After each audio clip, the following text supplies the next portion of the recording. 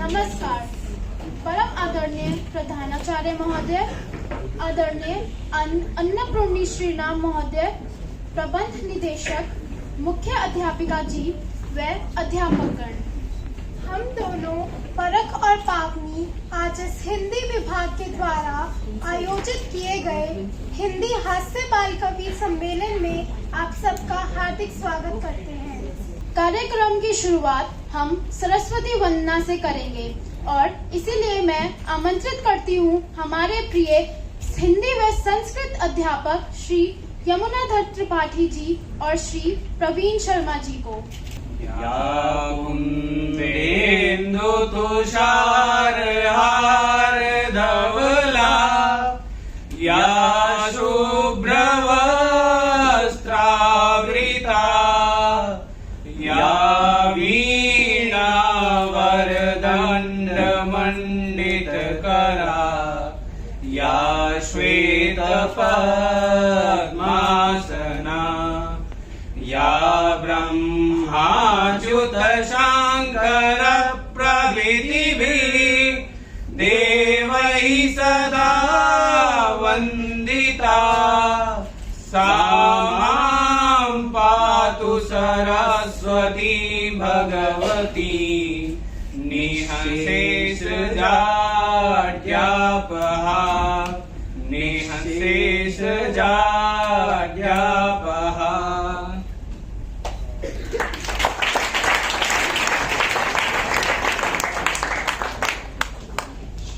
धन्यवाद सर। सरस्वती माता का आशीर्वाद हम सब पर बना रहे। हाँ, और सबसे ज्यादा तुम पर। आज हंसने की बात हो रही है, चुप हो जाओ, वरना क्या? वरना क्या? वरना मैं चली। मेरा दिल ये पुकारे, आजा मेरे गम के सहारे ना जा। अब आ गई ना लाइन पे? हाँ, चलो अब कार्यक्रम शुरू करें।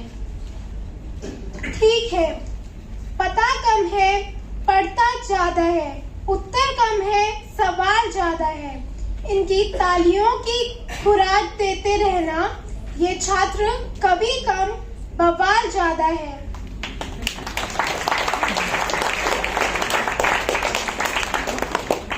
ये कभी किसी अजूबे से कम नहीं, हंसी कोई रोक ले किसी में दम नहीं।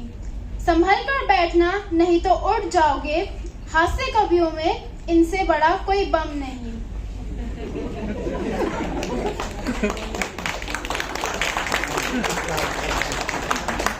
तो आइए सुनते हैं हमारे पहले कवि स्वास्तिक को। सुप्रभात।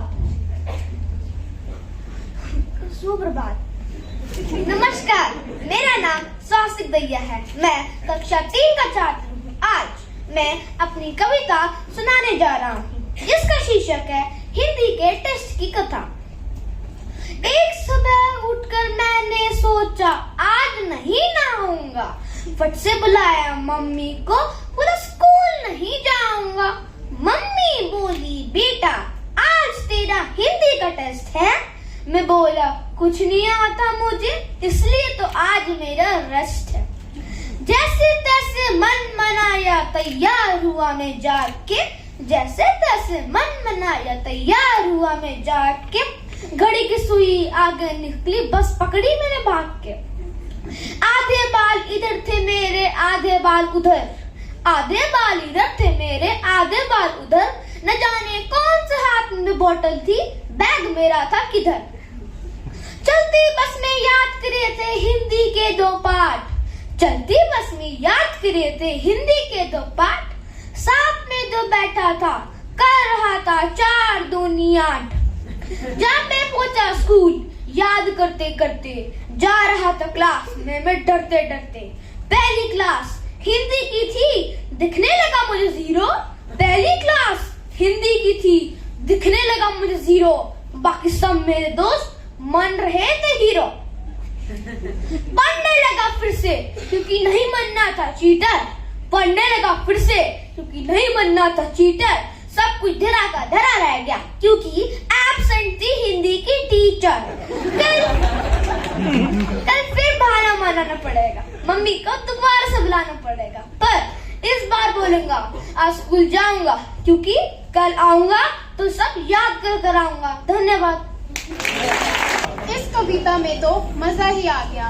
अब हमारे अगले कवि हैं विराज। नमस्कार, मैं विराज। मैं आज आपको एक हास्य कविता सुनाने जा रहा हूँ, जिसका शीर्षक है स्त्रीलिंग और पुल्लिंग। काका से कहने लगे ठाकुर धर्रा सिंह, काका से कहने लगे ठाकुर धर्रा सिंह, दाढ़ी स्त्रीलिंग है, ब्लाउज है पुल्लिंग, ब्लाउज है पुल्लिंग, भयंकर गलती की है, मर्दों के सिर पर टोपी पगड़ी रख दी है। कह काका कवि पुरुष वर्ग की किस्मत खोटी, मिश्रानी का जूड़ा मिश्रा जी की चोटी, दुल्हन के सिंदूर से शोभित हुआ ललाट, दुल्हा जी के तिलक को रोली हुई अलाट, टॉप फ्लॉकेट दस्ताने, छल्ला बिछुआ हार, नाम सब है मर्दानी, पढ़ी लिखी है अपर देविया पहने बाला, स्त्रीलिंग जंजीर गले लटका दे लाला, लाली जी के सामने लाला पकड़े कान, लाली जी के सामने लाला पकड़े कान, उनका घर पुल्लिंग है, स्त्रीलिंग है दुकान, स्त्रीलिंग दुकान, नाजुक किसने छाटे, काजल पाउडर है पुल्लिंग ना के काटे। कह काका कवि धन्य विराता भेद है जाना, मूछ मर्दों को मिली किंतु नाम है जनाना। ऐसी सैकड़ों अपने पास मिसाल, ऐसी सैकड़ों अपने पास मिसाल, काकी जी का मायका काका का ससुराल बचाओ कृष्ण मुरारी, उनका बेलन देख कांपती छड़ी हमारी, कैसे जीत सकेंगे उनसे करके झगड़ा, अपनी चिमटी से उनका चिमटा है तगड़ा।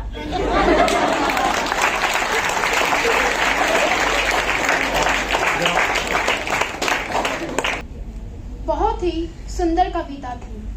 अब हमारे अगले कवि हैं अतीश। नमस्कार, मैं अतीश कक्षा 6ठी अ का छात्र आपके सामने एक कविता प्रस्तुत करने जा रहा हूँ। मेरी कविता का शीर्षक है नदी में डूबता हुआ आदमी। नदी में डूबते हुए आदमी ने पुल पर चलते आदमी को आवाज लगाई, बचाओ बचाओ। पुल पर चलते आदमी ने रस्सी नीचे गिराई और कहा, आओ आओ।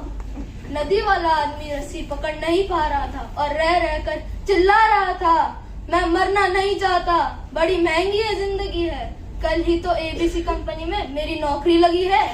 इतना सुनते ही पुल वाले आदमी ने रस्सी ऊपर खींच ली और दौड़ते दौड़ते एबीसी कंपनी पहुंचा और हाफते हाफते बोला, अभी अभी आपका एक आदमी डूबकर मर गया है। इस तरह वो आपकी कंपनी में एक जगह खाली कर गया है। ये मेरी डिग्रियां संभाले, बेरोजगार हूँ, उसकी जगह मुझे लगा ले।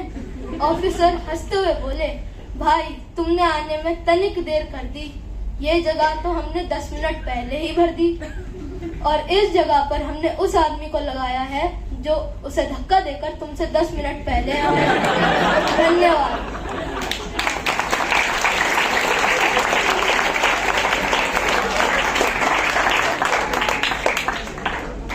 अब हमारे अगले कवि हैं अर्णव गुप्ता।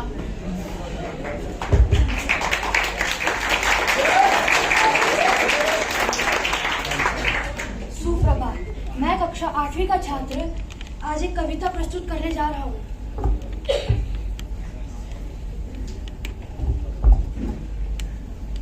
मेरी कविता का शीर्षक है क्या बताया आपसे। हम क्या बताया आपसे, हम हाथ मलते रह गए। क्या बताया आपसे, हम हाथ मलते रह गए। गीत सूखे पर लिखे थे, भाव में सब बह गए। भूख महंगाई और गरीबी इश्क मुझसे कर रही थी।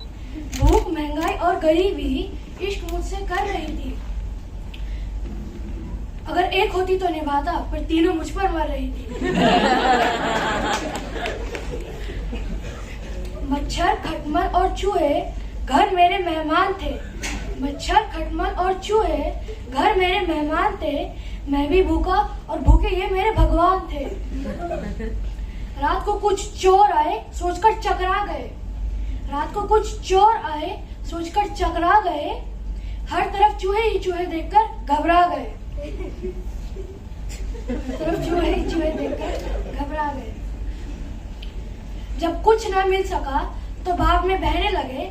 जब कुछ ना मिल सका तो भाव में बहने लगे और इस तरह कहने लगे, कवि है तू करुण रस का हम जो पहले जान जाते, कवि है तू करुण रस का हम जो पहले जान जाते, सच बताए दुम दबाकर दूर से ही भाग जाते।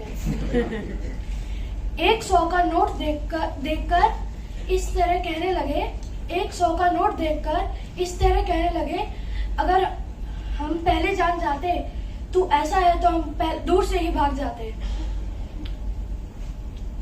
अतिथि को कविता सुनाना यह घंघोर पाप है, अतिथि को कविता सुनाना यह घंघोर पाप है, हम तो केवल चोर हैं, तू डाकुओं का बाप है। धन्यवाद।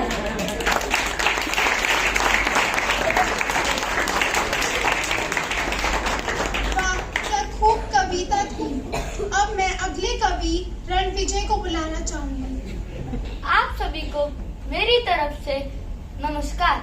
मैं रणविजय आप सभी के लिए एक हास्य कविता प्रस्तुत करने जा रहा हूँ। मेरी कविता का शीर्षक है ये बात समझ में आई नहीं और अम्मी ने समझाई नहीं। ये बात समझ में आई नहीं, ये बात समझ में आई नहीं और अम्मी ने समझाई नहीं। मैं कैसी मीठी बात करूं जब मैंने मिठाई खाई नहीं। आप ही भी पकाती है हलवा, फिर वो भी क्यों हलवाई नहीं।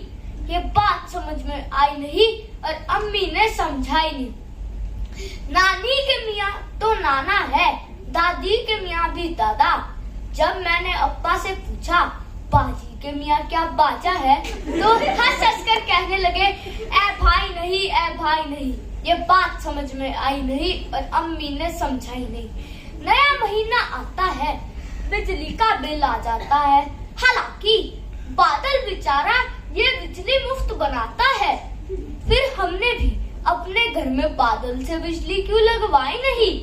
ये बात समझ में आई नहीं और अम्मी ने समझाई नहीं। अगर बिल्ली शेर की खाला है तो हमने क्यों उसे पाला है। क्या शेर बहुत नालायक है, खाला को मार निकाला है, या फिर जंगल के राजा के यहाँ मिलती दूध मलाई नहीं, मिलती दूध मलाई नहीं। ये बात समझ में आई नहीं और अम्मी ने समझाई नहीं। क्यों लंबे बाल है भालू के, क्यों उसकी टुंड करवाई नहीं। क्या वो भी गंदा बच्चा है या फिर उसके अब्बू भाई नहीं। ये उसका हेयर स्टाइल है या फिर जंगल में कोई नाई नहीं। ये बात समझ में आई नहीं और अम्मी ने समझाई नहीं। जो तारे झिलमिल करते हैं उनकी चच्ची ताई नहीं। होगा कोई रिश्ता सूरज से, ये बात हमें बतलाई नहीं। ये चंदा कैसा मामा है, ये चंदा कैसा मामा है, जब अम्मी का ये भाई नहीं, जब अम्मी का ये भाई नहीं। ये बात समझ में आई नहीं और अम्मी ने समझाई नहीं। धन्यवाद।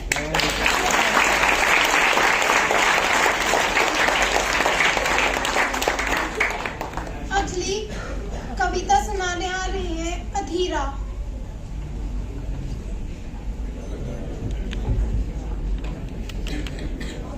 नमस्कार, मेरा नाम अधीरा है। मैं कक्षा 5वीं स की छात्रा हूँ। मैं आज आपके समक्ष एक हास्य कविता प्रस्तुत करने जा रही हूँ, जिसका शीर्षक है कोई नालायक कहता है। कोई नालायक कहता है, कोई कच्चा समझता है। कोई नालायक कहता है, कोई कच्चा समझता है। यह मन मोबाइल की भाषा को ही अब अपना समझता है। यह मन मोबाइल की भाषा को ही अब अपना समझता है।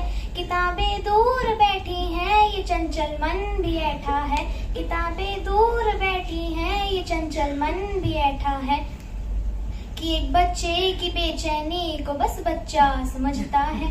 कि एक बच्चे की बेचैनी को बस बच्चा समझता है। समय कटता नहीं यारों, किताबें सामने होती हैं। समय कटता नहीं यारों, किताबें सामने होती हैं। पढ़ ले बेटा कह कह कर मेरी मम्मी भी रोती है। पढ़ ले बेटा कह कह कर मेरी मम्मी भी रोती है।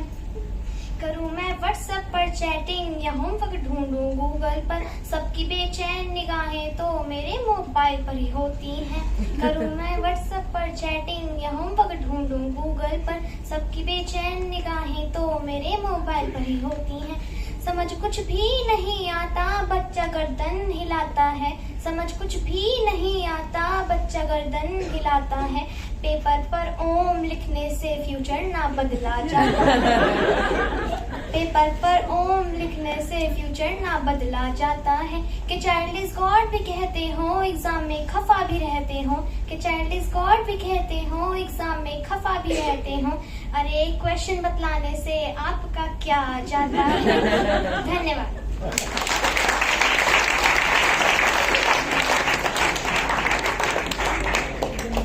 बहुत ही खूब कविता थी। अब अगले कवि आ रही हैं वाणी। नमस्कार, मेरा नाम वाणी। मैं कक्षा 5वीं स की छात्रा हूँ। आज मैं आप सभी के सामने एक हास्य कविता प्रस्तुत करने जा रही हूँ। मेरी हास्य कविता का शीर्षक है चूहे की दिल्ली यात्रा।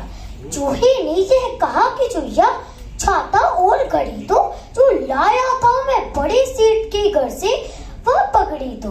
मटर मूंग जो कुछ घर में है वही सभी मिल खाना। खबरदार तुम लोग कभी बिल से बाहर मत आना। बिल्ली एक बड़ी बाजी है, रहती घात लगाए। जाने वह कब किसे दबोचे किसको चट कर जाए। सो जाना सब लोग लगाकर दरवाजे में किल्ली। आजादी का जश्न देखने मैं जाता हूँ दिल्ली। चू चू चू चू चू चू चू चू चू। दिल्ली में देखूंगा आजादी का नया जमाना। लाल किले पर खूब तिरंगे झंडे का लहराना। अब न रहे अंग्रेज देश पर अपना ही काबू है। पहले जहाँ लाड साहब थे आज वहाँ बाबू है। घूमूंगा दिन रात करूंगा बातें नहीं किसी से। हाँ फुर्सत जो मिली तो जरा मिल लूंगा प्रधानमंत्री से। गांधी युग में कौन उड़ाए चूहों की खिल्ली। आजादी का जश्न देखने मैं जाता हूँ दिल्ली। चू चू चू चू चू चू। पहन ओढ़कर चूहा निकला चूहिया को समझाकर।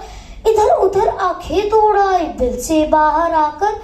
कोई कहीं नहीं था चारों ओर दिशा थी सोनी। शुभ शाहिद को देख हुई चूहे की हिम्मत दूनी। चला अकड़कर छड़ी लिए छाते को सिर पर ताने।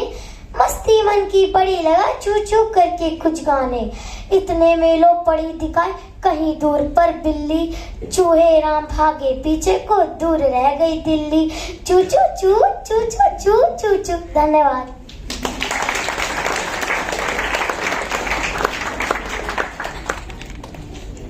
अगली कवित्री है ग्रेस। नमस्कार, मैं ग्रेस आज आप सबके सामने एक कविता प्रस्तुत कर रही हूँ जिसका शीर्षक है एक नेता की मृत्यु। खबर थी एक बीमार नेता ने लंदन में अंतिम सांस ली। उधर यमदूत नेता को लेकर नर्क पहुँचे भी नहीं। उससे पहले चैनल का रिपोर्टर लंदन पहुँच गया अपनी टीम लेकर और नेता के बेटे का इंटरव्यू लिया। जी आपको कैसा लग रहा है? जी मैं कुछ समझा नहीं। क्या कैसा लग रहा है? आपको आपके पिताजी के मरने की खबर सुनकर कैसा लग रहा है? जी बहुत बुरा लग रहा है। अंतिम सांस लेने से पहले क्या उन्होंने किसी दर्द या तकलीफ की शिकायत की थी? जी नहीं, डायरेक्ट अंतिम सांस ली थी। क्या इससे पहले भी कभी उन्होंने अंतिम सांस ली थी? जी कोशिश तो की थी लेकिन डॉक्टरों ने लेने नहीं दी। अंतिम सांस लेने के बाद क्या हुआ?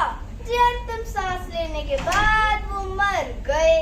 क्या उन्हें पता था कि अंतिम सांस लेने के बाद वो मर जाएंगे? जी पता था। जब उन्हें पता था कि अंतिम सांस लेने के बाद वो मर जाएंगे तो उन्होंने अंतिम सांस क्यों ली? जी राष्ट्र हित में ली। यह आप कैसे कह सकते हैं उन्होंने अंतिम सांस राष्ट्र हित में ली? जी मैं ऐसे कह सकता हूँ उन्होंने जो भी काम किए वो या तो राष्ट्र हित में किए या पार्टी के हित में किए। अब अगर उन्होंने पार्टी के हित में अंतिम सांस ली होती तो चुनाव से ठीक पहले ली होती। सहानुभूति की लहर बनती, 2-4 सीटें ज्यादा मिलती। इसका मतलब है उन्होंने पार्टी के हित में नहीं राष्ट्र हित में अंतिम सांस ली। वे लंदन क्यों आए? जी अंतिम सांस लेने के लिए आए। वे ये अंतिम सांस गाने भी तो ले सकते थे। इसके लिए इतना दूर आने की क्या जरूरत थी कि वो राष्ट्र हित में आए। क्या आपने प्रधानमंत्री का वह बयान पढ़ा है जिसमें उन्होंने कहा है कि नेताजी के जाने से देश का बड़ा नुकसान हुआ है? जी पढ़ा है। रिपोर्टर के चेहरे पर चमक सी आई। उसने प्रधानमंत्री के बयान पर सेंध लगाई। आप कह रहे हैं कि उन्होंने राष्ट्र हित में अंतिम सांस ली और प्रधानमंत्री कह रहे हैं कि नेताजी के जाने से देश का बड़ा नुकसान हुआ। अब सवाल ये उठता है, अगर उन्होंने राष्ट्र हित में अंतिम सांस ली तो देश का नुकसान कैसे हुआ? फायदा होना चाहिए। फायदा क्या हुआ ये प्रधानमंत्री को बताना चाहिए। क्या इस परंपरा को आगे बढ़ाना चाहिए? सरकारी खर्चे पर डायलिसिस के सहारे निकम्मे नेताओं को राष्ट्र हित में बनने के लिए आगे आना चाहिए। बहरहाल ये है कुछ अनसुलझे सवाल। वो आंधी की तरह आया और तूफान की तरह छा गया। कुछ सवाल किए और जवाब किए बिना ही रिपोर्टर ब्रेक पर चला गया। धन्यवाद।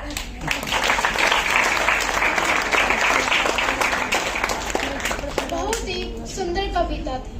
अब हमारी अगली कवित्री हैं कावेरी गोयल। नमस्कार, मेरा नाम कावेरी है और मैं आपके सामने एक हास्य कविता प्रस्तुत करने जा रही हूँ। मेरी कविता का शीर्षक है लंबूपुर के लोग। लंबूपुर के लोग थे ऐसे, दिखते थे सब खम्बों जैसे। ताकत में वे सबसे आगे, एक फूंक में आंधी ला गए। हाथी को गेंद बनाकर खेले, शेरों से भी बाजी ले ले। ऊँट लाद कर मीलों चलते, हफ्तों चलकर भी ना थकते। चले वे जब तो पेड़ थे हिलते, तंबू से वे कपड़े सिलते। लंबूपुर के लोग निराले, कुछ गोरे कुछ काले काले। पीते दूध वे 20 गिलास, खाते रोटी 50-50। उनकी दादी सुनाती थी कहानी, लंबूपुर थी बड़ी सियानी। अब ना जाने कहाँ होंगे वो, शायद कहीं खो गए होंगे। धन्यवाद।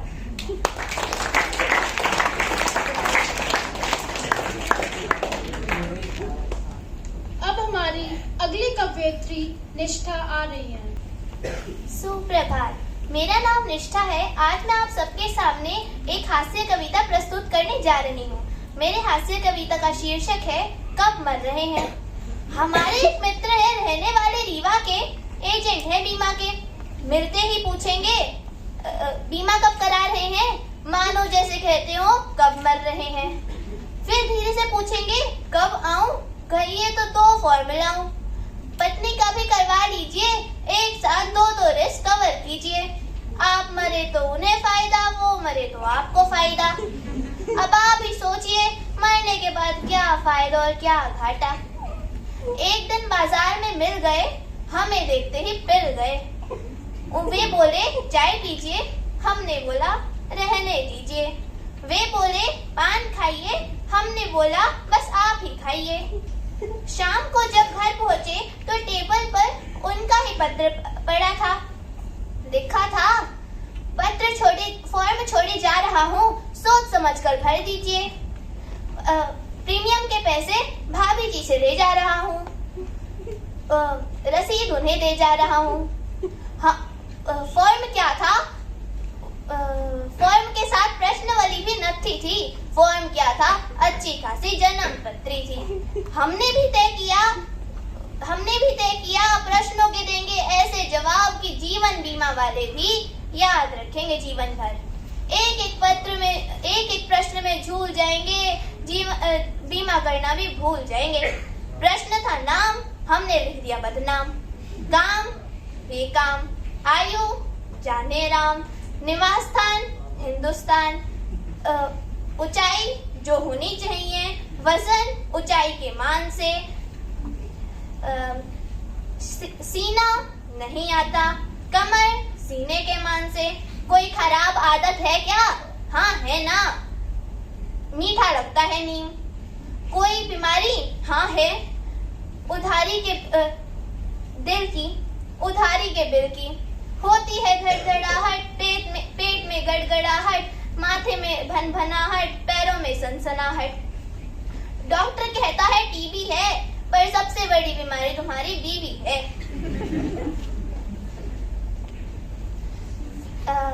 कोई कोई दुश्मन है? हाँ है ना, निवासी रीवा का एजेंट बीमा का। हमने लिखकर भेज दिया पत्र इस इम्प्रेशन में, हमने लिखकर भेज दिया पत्र इस इम्प्रेशन में कि जीवन बीमा वाले याद रखें कि जीवन बीमा वालों के ऑफिस में मच जाएगा भगदड़, कि जीवन बीमा वालों के ऑफिस में मच जाएगा भगदड़। 7 दिन बाद एक धन्यवाद पत्र आया। उसमें लिखा था कि आपको बताते हुए हमें होता है हर्ष, आपको बताते हुए हमें होता है हर्ष कि आपके पैसे रजिस्टर हो गए हैं इसी वर्ष। सर धन्यवाद।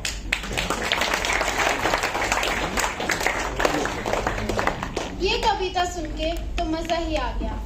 अब हमारी अगली कवित्री का लतिका का जोरदार तालियों से स्वागत करें। नमस्कार, मैं लतिका कक्षा 6 की छात्रा आज आपके सामने एक हास्य कविता प्रस्तुत करने जा रही हूँ। मेरी कविता का शीर्षक है परीक्षा।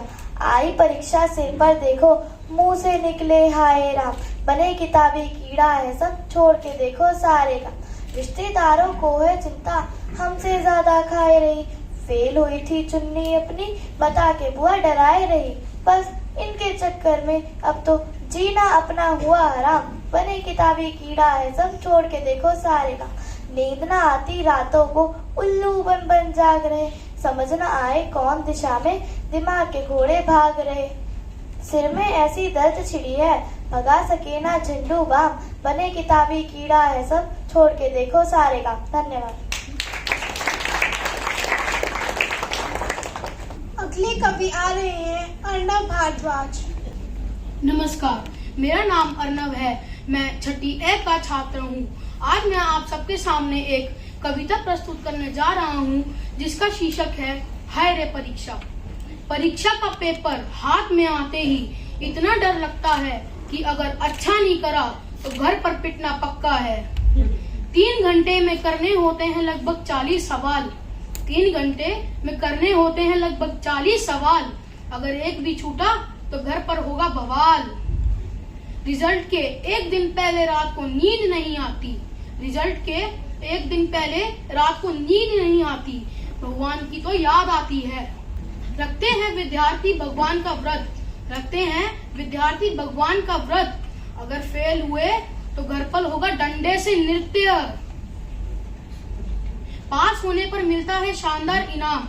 पास होने पर मिलता है शानदार इनाम और मुंह से निकलता है थैंक यू भगवान। फिर आती है अगली कक्षा। फिर आती है अगली कक्षा पर जब भी मुंह से निकलता है हाय रे परीक्षा, हाय रे परीक्षा, हाय रे परीक्षा। धन्यवाद।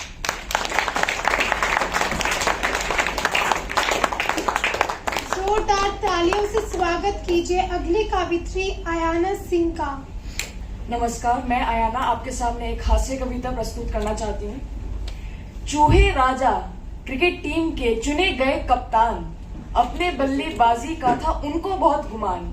पैड बांध दस्ताना पहने, हेलमेट एक लगाए, टॉस जीत के खुद ही पहले बैटिंग करने आए। उधर दूसरी क्रिकेट टीम का बंदर था कप्तान, उसे क्रिकेट के दाव पेच की पूरी थी पहचान। पहला ही ओवर बंदर ने बिल्ली से फेंकवाया, चूहे को आउट करने का नया ढंग अपनाया। चली लेकर गेंद बिल्ली जब कांपे डर के मारे, चली गेंद लेकर बिल्ली जब कांपे डर के मारे, क्रीज छोड़कर दूर हो गई धीरे से बेचारे। चली गेंद उड़ गए स्टंप, मचा जोर से हल्ला, आउट होके चूहे राजा भागे लेके बल्ला। धन्यवाद। अब अगले कवि हैं उत्कर्ष तिवारी। प्रेक्षागृह के परिसर में उपस्थित सभी श्रेष्ठ गणों व श्रोता गणों को मेरा नमस्कार। आज मैं हिंदी दिवस के अवसर पर आप सबके समक्ष एक हास्य कविता प्रस्तुत करने जा रहा हूँ। एक काबुली वाले की कहते हैं लोग कहानी, लाल मिर्च को देख गया भर उसके मुंह में पानी, बोला कितने अच्छे दाने हैं खाने से बल होगा, यह इस मौसम का कोई मीठा फल होगा। एक चवन्नी फेंक और झोली अपनी फैलाकर, कुजड़िन से बोला ज्यो तो कुछ समझा कर, लाल लाल पतली छीमी हो चीज अगर खाने की, तो हमको 2 तौल छीमिया पतक 4 आने की। हाँ लोग इसे खाते हैं, कुजड़िन झट से बोली, और शेर भर लाल मिर्च से भर दी उसकी झोली। मगन हुआ काबुली फली का सौदा सस्ता पाकर, लगा चबाने मिर्च बैठकर नदी किनारे जाकर। मगर मिर्च ने तुरंत जीभ पर अपना जादू दिखाया, मुंह सारा जल उठा और आंखों में जल भर आया। पर काबुल का मर्द लाल मिर्च से कैसे मुख मोड़े, खर्च हुआ जिस पर क्यों उसको बिना सदाए छोड़े। आंसू पोंछते, दांत पीसते, रोते और खिसियाते, खाता है रहा मिर्च की छीमी को सिसियाते। तभी उधर से गुजरा कोई एक सिपाही, बोला बेवकूफ क्यों खाकर कर रहा है तबाही। काबुली ने कहा मैं हूँ आदमी ना ऐसा वैसा, जा तू अपनी राह सिपाही, मैं खाता हूँ पैसा। धन्यवाद। अब मैं आमंत्रित करती हूँ प्रवीण सर को। तो मैं आमंत्रित करना चाहूंगा करतल ध्वनि के साथ श्री प्रवीण कुमार दुबे सर का।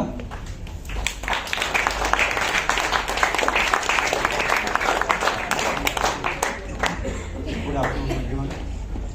आप सभी को मेरा हार्दिक नमस्कार एवं हिंदी दिवस की ढेर सारी शुभकामनाएं। चूंकि संगीत और साहित्य का एक गहरा नाता है, या यूं कह लें कि दोनों एक दूसरे के पूरक हैं। अगर संगीत में थोड़ा साहित्य मिला दिया जाए या साहित्य में संगीत, तो चार चांद लग जाते हैं। मैं हिंदी और संस्कृति विभाग का शुक्रिया करना चाहता हूं कि उन्होंने मुझे ऐसे कई कार्यक्रम में हिस्सा बनने का मौका दिया जिसका मैंने पूर्णतः आनंद उठाया है। मैं इस हिंदी पखवाड़े को एक बेहतरीन कार्य रूप देने पर हिंदी और संस्कृति विभाग को बधाई देता हूं और अपनी हास्य कविता जिसका शीर्षक है आज की पढ़ाई, आपके सामने प्रस्तुत करने की इजाजत चाहता हूं।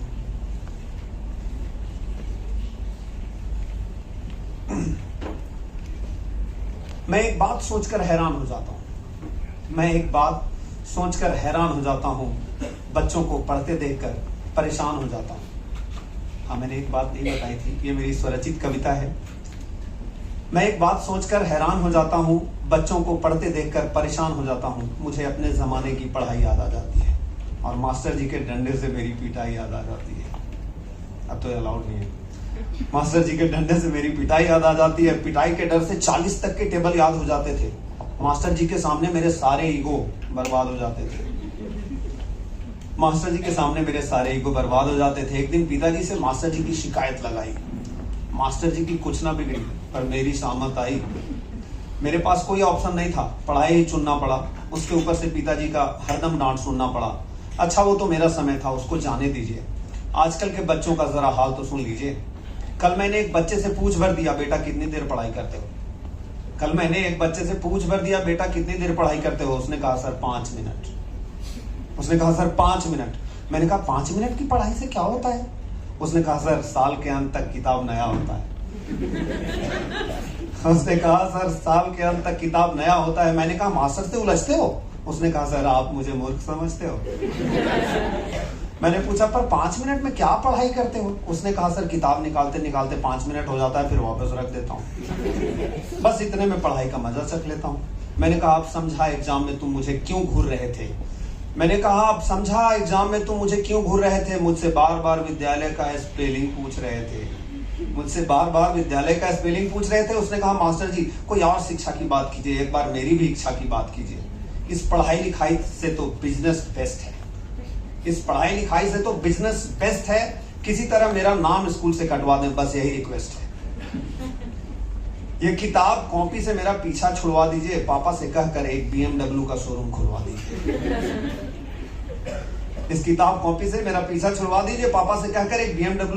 खुलवा दीजिए। मैंने कहा बेटा बिना पढ़ाई के बिजनेस करना किसको आता है? पैसे के लेन देन और मैथमेटिक्स का गहरा नाता है। पहले तुम्हें ग्राहकों को इम्प्रेस करना पड़ेगा और इसके लिए तुम्हें लैंग्वेज भी पढ़ना पड़ेगा। बिजनेसमैन को मार्केट वैल्यू का ध्यान होना चाहिए, इसलिए तुम्हें इकोनॉमिक्स और मार्केटिंग का भी ज्ञान होना चाहिए। इन सारे कार्यों के लिए खुद को फिट रखना पड़ता है, इसलिए बायोलॉजी और फिजिक्स भी पढ़ना पड़ता है। बिना पढ़े लिखे लोगों का यह काम नहीं है बेटे। बिजनेस करना इतना आसान नहीं है। अचानक से उसका सर चकराया, लगा जैसे उसे कुछ समझ में आया। उसने अपना बैग उठाया और कहा सर माफ कीजिएगा, मैं बेवजह आपसे कितना लड़ा हूं, पर लगता है मैं अब तक भूल में पड़ा हूं। अगर यही बात है तो अब मैं अपनी किस्मत से लड़ाई करने जा रहा हूँ। मास्टर जी आपका लाख लाख शुक्रिया। मैं पढ़ाई करने जा रहा हूँ।